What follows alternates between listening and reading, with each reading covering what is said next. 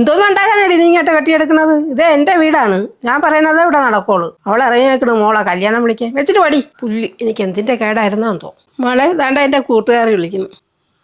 Hello മോളെ, എന്റെ മോളെ കല്യാണമാണ് കേട്ടോ ഈ വരുന്ന 16-ന്. മോള് വരണം കേട്ടോ. പിന്നെ എന്തൊക്കെയുണ്ട് വിശേഷം? സുഖം തന്നെയല്ലേ ഇവിടെ? പരമസുഖം. അതാണ്ടിക്ക് അറിയാം. എന്റെ കൂട്ടുകാരിയായോണ്ട് പറയല്ല കേട്ടാ. അവളൊരു പാവമാണ്, തങ്കപ്പെട്ട മനസ്സാണ്. നീ അവളെ കരയിക്കാതെ പൊന്നുപോലെ നോക്കിക്കൊണ്ടേ മോനെ. അയ്യോ തന്നെ, തങ്കം പോലെയൊക്കെ നോക്കണമെന്നൊക്കെ എനിക്കുണ്ട്. പക്ഷെ എനിക്ക് സമയം അങ്ങോട്ട് തികയണില്ല. ആന്റി ഒരു കാര്യം ചെയ്യ്, ഒരാഴ്ച ഇവിടെ വന്ന് നിന്നിട്ട് തങ്കം പോലെ സ്വർണം പോലെ വെള്ളി പോലെ ഒക്കെ നോക്ക്. അപ്പൊ അറിയാൻ കോണം.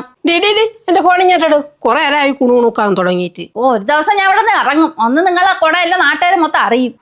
നീ എന്താറും പൊളിക്കും. എന്റെ മോനെ കറക്കിയെടുത്ത പോലെ ഈ നാട്ടുകാരെ കറക്കാൻ നീ നോക്കണ്ടടി. അവർക്കൊക്കെ ഞാൻ പാവമാണ്, പഞ്ചപാവ. ഇത്രയൊക്കെ കൂട്ടിനകത്ത് കയറി ഒളിച്ചിരുന്നാലേ നിങ്ങളെ സ്വഭാവം ഒരു ദിവസം എല്ലാവർക്കും മനസ്സിലാവും. ഹലോ ഡി ശോഭേ, നീ കേൾക്കുന്നുണ്ടാ?